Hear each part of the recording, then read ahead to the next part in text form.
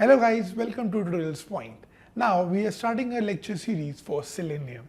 As we have already, we know about testing, we have seen manual testing. Now comes Selenium. Now what is Selenium? Selenium is nothing but a framework or an automation application testing framework. Now let's see what Selenium actually is. So Selenium is an open source automated testing suite for web applications. Yes.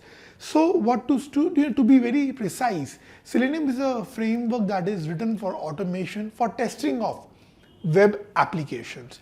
By automation, we mean that these applications can be tested without the requirement or the need for a manual tester to test the things. The second point being it is open source. What do we mean by open source? Any technology is said to be open source if the code is freely available and can be used or modified by anyone.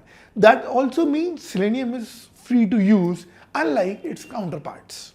Now, Selenium works on both mobile and web applications. Yes, this is another big advantage of Selenium, that it can support both web and mobile applications. Selenium here has a flaw that it doesn't support the desktop applications.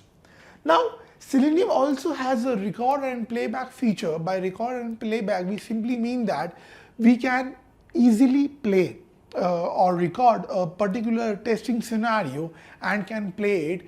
This enables manual testers without much knowledge of coding to automate their test cases. And the last but not the least, it encourages unattended execution. By this we means that you can develop a framework out of Selenium, you can develop your own testing scenarios and sheets, and after that you just start the Selenium server or you start the execution. Irrespective of the fact you are there or not, Selenium will continue the execution on its own.